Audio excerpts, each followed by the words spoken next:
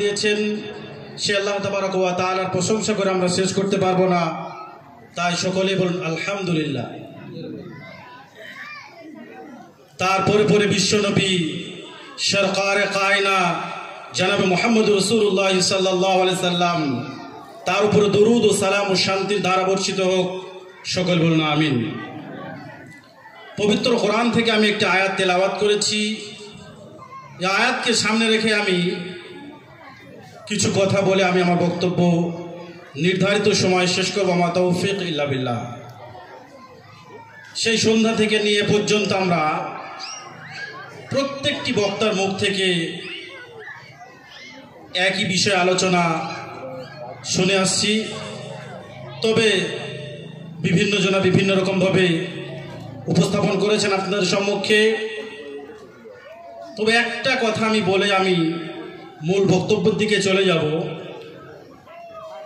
আমরা জানি একজন ভাই আরেকজন ভাইয়ের গলায় ছুরি চালায় অর্থের জন্য, টাকার জন্য, সম্পদের জন্য। একজন নেতা আরেকজন নেতাকে খুন করে তার আবার নতুনভাবে সে ক্ষমতায় থাকার জন্যে একজন পার্টির লোক আরেকজন পার্টির লোককে মারে। এভাবে কিন্তু আমরা পৃথিবী জুড়ে দেখতে পাই, কিন্তু এটা বুঝতে পারছে না বর্তমান সময় মানুষ এতটাই নিচে নেমে গেছে যে মসজিদে আল্লাহকে স্মরণ করে হাউমাউ করে জাহান্নামের ভয়ে কাঁদা উচিত ছিল। সেই মসজিদে গিয়ে আমরা ভাই হয়ে ভাইয়ের সঙ্গে কিভাবে যে দ্বন্দ্ব করি, মারামারি করি, ওখানে কি কোনো টাকা পয়সার বা অর্থকরীর ব্যাপার আছে কিনা আমি বুঝতে পারছি না। শুধু এই গ্রাম নয়, প্রত্যেকটি গ্রামে কিন্তু একই এই রোগ ধরা পড়ছে বা ক্যান্সার। প্রত্যেকটি সমাজে কিন্তু এটাই চলতে শুরু করছে। এটা কিয়ামতের আলামত।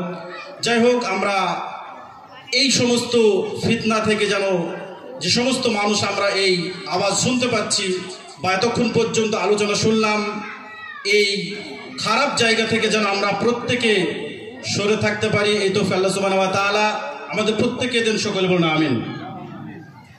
আল্লাহ তাআলা পবিত্র কোরআনে যে কথা বলেছেন যে যারা মুমিন, ইন্নামাল মুমিনুনা আল্লাযীনা ইযা যুকিরাল্লাহু ওয়াজিলাত কুলুবুহুম ওয়া ইযা তুলিয়াত আলাইহিম আয়াতুহু যাদাতুহুম ঈমানাও ওয়া আলা রাব্বিহিম ইয়াতাওয়াক্কালুন। যাদের ভেতর ঈমান আছে, যখন তাদের সামনে কোরআন এবং হাদিসের কথা বলা হবে, যাদাতুহুম ঈমানাও, তাদের ঈমান বেড়ে যাবে আর তাদের দিলটা থরথর করে কেঁপে উঠবে। আল্লাহ তাআলা বলছেন, আজকে যারা আমরা মুখে বলি সচ্চা মুসলমান, পাক্কা মুসলমান বলে দাবি করি, আমরা দিনের পর দিন কোরআন এবং হাদিসের কথা শুনি, তারপরে কি আমাদের দিল কখনোই কেঁপে উঠেছে? কখনোই আমরা পরিবর্তন হতে পেরেছি? কখনোই নয়। তাহলে এই আয়াত যদি সামনে রেখে আপনি বিচার করেন আপনার নিজেকে নিজে, তাহলে বুঝতে পারবেন যে আমাদের ভিতরে সেই ঈমান নাই। ইতিহাস পড়ুন, বুঝতে পারবেন। যখন পবিত্র কোরআনের এই আয়াত নাজিল হয়নি, ইয়া আইয়ুহাল্লাযীনা আমানু ইন্নামাল খামরু ওয়াল মাইসিরু ওয়াল আনসাবু ওয়াল আজলামু রিজসুম মিন আমালিশ শাইতান ফাজতানিবুহু লাআল্লাকুম তুফলিহুন। আল্লাহ তাআলা এই আয়াতে 4টি জিনিসকে নিষিদ্ধ বলে ঘোষণা করলেন। তার মধ্যে মদকে আল্লাহ তাআলা এই আয়াতের মধ্যে সম্পূর্ণ নিষিদ্ধ বলে ঘোষণা করলেন। যখন আয়াত নাজিল হয়নি, তার আগেকার ইতিহাস আমরা হাদিস এবং কোরআন এবং ইতিহাস থেকে জানতে পারি, সাহাবায়ে কেরাম সেই সময় তিনারা মদ পান করতেন এবং লক্ষ লক্ষ কোটি কোটি টাকার সম্পদ মদ তাদের মজুদ ছিল, তারা মদের ব্যবসা করত। যখন আয়াত নাজিল হয়ে গেল, সাহাবায়ে কেরামদের কানে আল্লাহ রাসূল পৌঁছে দিলেন যে মদকে হারাম করেছেন আল্লাহ সুবহানাহু ওয়া তাআলা।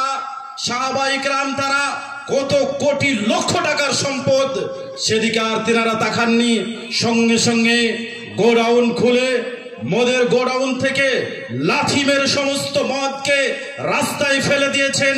বন্যার স্রোত যেভাবে এলাকায় ঢুকে সেভাবে স্রোত বয়েছে, কত কোটি টাকার সম্পদ তিনারা সেদিকে আর তাকাননি। আজকে আপনাকে যদি বলা হয় কালোবাজারে হারাম, এটা হারাম, ওটা হারাম, প্রত্যেকটা হারাম বারবার বলার পরেও আপনি কি কখনো ছাড়তে পেরেছেন?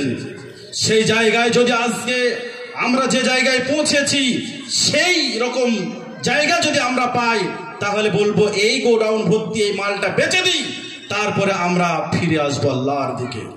তাদের আল্লাহর উপরে তাওয়াক্কুল, ভরসা এতটাই ছিল, বিশ্বাস। যখনই কোনো জিনিস তাদের উপরে এসেছে, যে নিয়ম, নতুন নিয়ম পাল্টে গেছে, সেটা সঙ্গে সঙ্গে তারা গ্রহণ করেছে। মান সম্মান, কত টাকার সম্পদ, সেদিকে তারা পরোয়া করেনি। আরো আগে যদি যাই, সাহাবায়ে কেরাম সাহাবীদেরকে নিয়ে যাচ্ছেন দূর সফরে, যেতে যেতে ক্ষুধার্ত সাহাবী তিনারা একে অপরকে জিজ্ঞাসা করলেন যে কাছে কোনো খাবার আছে কিনা। সকলেই উত্তর এলো না সকলের কাছ থেকে। তাই তারা একটি জংলি গাধা ধরে নিয়ে আসলো। সেই গাধাটা তারা জবাই করলো খাবে বলে। তখন কিন্তু এই গাধার মাংস হালাল ছিল। যখন রান্নায় চাপিয়ে দিয়েছে, রান্না করছে, ক্ষুধার্ত সাহাবায়ে কেরাম, এখনো পর্যন্ত নিষিদ্ধ বলে আল্লাহ তাআলা ঘোষণা করেননি। যখন আল্লাহ তাআলা রাসূলকে বলে দিলেন গাধার মাংস হারাম করে দেওয়া হলো, সঙ্গে সঙ্গে আমরা ইতিহাস থেকে জানতে পারি তারা ক্ষুধার্ত ছিল। তারপরেও যেহেতু আল্লাহ তাআলা নিষেধ করেছেন, ফলে তারা লাথি মেরে গাধার মাংস ফেলে দিয়ে আবার সফর শুরু করলেন, ক্ষুধার্ত থেকে গেলেন। এভাবে তাদের আল্লাহর উপরে বিশ্বাস ছিল, ঈমান মজবুত ছিল। আজকে আমরা শুধু মুখে বলি ঈমানদার, আমাদের ঈমান মজবুত আছে, নামাজ পড়ি না তা কি হয়েছে, সিয়াম রোজা রাখি না তা কি হয়েছে, আমাদের ঈমান খাঁটি ঈমান, মজবুত ঈমান। এ কথা বলে আমরা কিন্তু অহংকার করে থাকি, বড়াই করে থাকি। আল্লাহ তাআলা বলছেন আল্লাযীনা আমানু ওয়া আলা রাব্বিহিম ইয়াতাওয়াক্কালুন, যারা ঈমানদার, যারা মুমিন, তারা আল্লাহর উপরে ঈমান এনেছে। ওয়া আলা রাব্বিহিম ইয়াতাওয়াক্কালুন, আল্লাহর উপরেই তারা ভরসা করবে, অন্য কিছুর উপরে তারা কিন্তু ভরসা করবে না। আল্লাহ তাআলা বলছেন আল্লাযীনা সাবারু ওয়া আলা রাব্বিহিম ইয়াতাওয়াক্কালুন, যারা ঈমান এনেছে তারা আল্লাহর উপরে ঈমান এনেছে আর ধৈর্য ধারণ করেছে। কার জন্যে? আল্লাহর জন্যই। আল্লাহর জন্যই ধৈর্য ধারণ করেছে। যখন কয়েকদিন পরে প্রচন্ড শীত আসবে, সেই শীতের সময় বলুন, গায়ের লেপটা ছেড়ে ফজরের সময় যখন আসসালাতু খায়রুম মিনান নাওম, মুয়াজ্জিন যখন ডাক দেয় যে ঘুমের চেয়ে নামাজ উত্তম, যদি সবর তার ভিতরে না থাকে, ধৈর্য না থাকে, তাহলে কখনোই কিন্তু কোনো মানুষ এই গায়ের লেপটাকে, আরামের ঘুমকে ত্যাগ করে ঠান্ডা পানিতে উজু করে সে মসজিদে যাবে না। যদি সবর না থাকে, আল্লাহর উপরে বিশ্বাস না থাকে, একটা লোক কালোবাজারি করে গাড়ি, বাড়ি, বিল্ডিং অনেক কিছু করে ফেলছে, যদি তার আল্লাহর প্রতি বিশ্বাস থাকতো, ধৈর্য থাকতো, তাহলে এ কাজ কিন্তু সে করতে পারতো না। তার পাশের বাড়ি একজন গরিব, তারও সেই শক্তি আছে, বুদ্ধি আছে, সেও কালোবাজারি করতে পারে। সে শুধু বলছে আল্লাযীনা সাবারু ওয়া আলা রাব্বিহিম ইয়াতাওয়াক্কালুন, ধৈর্য ধারণ করছে। কেন? যে আল্লাহ তাআলা পরকালে আমি যদি আজকে ধৈর্য ধারণ করে ডাল ভাত খেয়ে মোটা কাপড় পরে যদি আমি পৃথিবী ছেড়ে আল্লাহকে ডেকে পৃথিবী ছেড়ে যেতে পারি, নিশ্চয় আমার জন্যে আল্লাহ তাআলা সুখময় স্থান জান্নাত রেখেছেন। সাহাবায়ে কেরামদের উপরে, আল্লাহর উপরে তাদের কি বিশ্বাস ছিল, আপনারা ইতিহাস পড়ুন, বুঝতে পারবেন। বিশ্বনবী জনাবে মুহাম্মদ রাসূলুল্লাহ সাল্লাল্লাহু আলাইহি সাল্লাম কোন এক যুদ্ধ থেকে তিনি বাড়ি ফিরছেন, সাহাবায়ে কেরামদের থেকে তিনি আলাদা হয়ে গেছেন।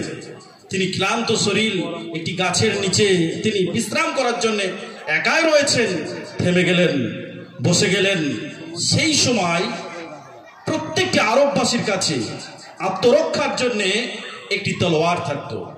তিনি আল্লাহ রসুল তলোয়ারটি গাছের উপরে টাঙিয়ে দিয়েছেন, আর নিচে তিনি বসে আছেন ক্লান্ত শরীর, ফলে তন্দ্রা তাকে স্পর্শ করেছে।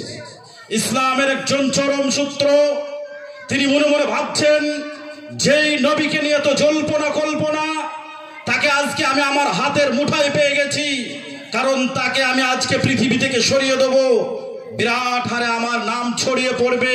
ফলে তিনি ভাবতে ভাবতে রসুলের কাছে গুটি পায়ে এগিয়ে আসলেন, গাছ থেকে তলোয়ার নামালেন, খাপ থেকে বের করলেন। তারপর আল্লাহ রসুলকে বললেন, মাইয়াদ মাউকান মিন্নি, মুহাম্মদ তুমি বলো আমার হাত থেকে তোমাকে কে রক্ষা করবে। এ কথা তিনি বললেন আল্লাহর রসুলকে। আল্লাহ রসুল কি বলেছিলেন যে আপনার কত টাকা প্রয়োজন বলুন, আমি আর কখনো ইসলাম প্রচার করব না, আল্লাহর কথা বলবো না, কোরআনের কথা বলবো না। এ কথা কি তিনি বলেছিলেন? তিনি কি কথা বলেছিলেন? আল্লাহর উপরে তার কতটা ভরসা, তাওয়াক্কুল ছিল দেখেন। তিনি বললেন আল্লাহ। এই সত্য বলার সঙ্গে সঙ্গে ইসলামের সেই সূত্রর হাত থেকে তলোয়ারটি কাঁপতে কাঁপতে জমিনের বুকে পড়ে গেল। বিশ্বনবী উঠালেন, ওঠানোর পরে বললেন, মাইয়ান মাউকান মিন্নি, তুমি বলো আমার হাত থেকে তোমাকে কে রক্ষা করবে, কে বাঁচাবে তুমি বলো। তখন তিনি কি বলেছিলেন যে আপনি পৃথিবীর সবচেয়ে ভালো মানুষ, আপনার যা ইচ্ছা তাই করুন। আল্লাহ রসুল তাকে ছেড়ে দিলেন। পরে সে ইসলাম গ্রহণ করেছিল। এই ঘটনা থেকে আমি যেটা আপনাদের বোঝাতে চেয়েছি, নিশ্চয় আপনারা বুঝতে পেরেছেন যে আল্লাহর উপরে কতটা ভরসা, কতটা তাওয়াক্কুল, কতটা বিশ্বাস ছিল। আপনারা নিশ্চয়ই বুঝতে পারছেন। আরো আগে চলুন, বিখ্যাত নবী মুসা আলাইহিস সালাতু ওয়াস সালাম। মুসা আলাইহিস সালাম এই জামানায় তিনি যখন আল্লাহর কথা বললেন মানুষদেরকে, ফিরাউন, যেই ফিরাউন বলেছিল আনা রব্বুকুমুল আলা, মুসা তুমি কার কথা বলো, আমি তো সবচেয়ে বড় প্রভু, আনা রব্বুকুমুল আলা। আবার অন্য কেউ প্রভু আছে আমার তো জানা নাই। বারবার তিনি বোঝানোর চেষ্টা করলেন, বোঝানোর পর তিনি বুঝলেন না। কিন্তু আল্লাহর উপরে এই ফাঁকে বহুত লোক ঈমান নিয়ে চলে এসেছে। তিনি নবী মুসা আলাইহিস সালাম দ্বীন ইসলামের কাজ তিনি কিন্তু জারি রেখেছিলেন। ফলে যখন মানুষ দলে দলে ইসলামের মধ্যে আসতে শুরু করলো, ফিরাউনের টনক নড়ে গেল। ফিরাউন ভাবলো যদি এভাবে মুসা ইসলামকে প্রচার এবং প্রসার করতে থাকে তাহলে তো আমার ক্ষমতা হারিয়ে যাবে। আমি যে বলছি আনা রব্বুকুমুল আলা, আমার চেয়ে বড় প্রভু কেউ নাই, সেটা তো শেষ হয়ে যাবে। ফলে তিনি মুসা আলাইহিস সালাম এবং আল্লাহর উপরে যারা ঈমান এনেছিল তাদেরকে দেশ থেকে তাড়িয়ে দেওয়ার জন্য পরিকল্পনা করলেন। আল্লাহ তাআলা পবিত্র কোরআনে সে কথাটি স্পষ্টভাবে বলেছেন, ফালাম্মা তারাল জামাআন ক্বালা আসহাবু মুসা ইন্না লামুদরাকুন ক্বালা কাল্লা ইন্না মা'ইয়া রাব্বি সায়াহদিন ফাআওহাইনা ইলা মুসা আন ইদরিব বি'আসাকাল বাহর ফানফালাকা ফাকানা কুল্লু ফিরকিন কাত-তাওযিল আযীম। যখন তাড়াতে তাড়াতে নিয়ে চলে যাচ্ছে, সামনে বিরাট সাগর, ডানে বামে পিছনে বিরাট সূত্রদোল। তখন কমজোরি ইমানদার, সেই সময় ছিল, আজকে আছে ইমান আছে কিন্তু ইমানের পাওয়ারটা কম, গতিটা কম। এখন আমাদের মধ্যেও আছে, ইমান আছে কিন্তু ইমানের পাওয়ার গতি কম। ফলে যারা কমজোরি ইমানদার তারা বললেন, হে নবী আমরা তো বন্দী হয়ে গেলাম, কারণ ডানে বামে পিছনে বিরাট সূত্র দল, আমরা বন্দী হয়ে গেলাম। তিনি বলেছিলেন ক্বালা কাল্লা, কখনোই নয়। আল্লাহ তাআলা ইন্না মা'ইয়া রাব্বি সায়াহদিন, নিশ্চয় আমাদেরকে পথ বলে দিবেন। আল্লাহ তাআলা সঙ্গে সঙ্গে বললেন ফাআওহাইনা ইলা মুসা আন ইদরিব বি'আসাকাল বাহর ফানফালাকা ফাকানা কুল্লু ফিরকিন কাত-তাওযিল আযীম। মুসা তোমার ডান হাতে যে লাঠি আছে সেটা সমুদ্রের উপর মেরে দাও। সঙ্গে সঙ্গে মেরে দিল। ফাআওহাইনা ইলা মুসা আন ইদরিব বি'আসাকাল বাহর ফানফালাকা ফাকানা কুল্লু ফিরকিন কাত-তাওযিল আযীম। সে রাস্তা দিয়ে আল্লাহর উপরে, মুসার উপরে যারা ঈমান এনেছিল তারা পার হয়ে গেছিল। বলুন সে আল্লাহ আজও আছে না নাই? যদি সেই বিশ্বাস নিয়ে, সেই ভরসা নিয়ে, সেই তাওয়াক্কুল নিয়ে যদি আজ আমরা পৃথিবীতে চলি তাহলে অবশ্যই অবশ্যই আল্লাহ সুবহানাহু ওয়া তাআলা আমাদেরকে সেভাবেই সহযোগিতা করবেন। কিন্তু আমরা মুখে বলি ইমানদার, আল্লাহর প্রতি বিশ্বাস আছে, সেই বিশ্বাস নাই, সেই ভরসা নাই, সেজন্যই আল্লাহর তরফ থেকে আমাদের উপরে সহযোগিতা নেমে আসছে না।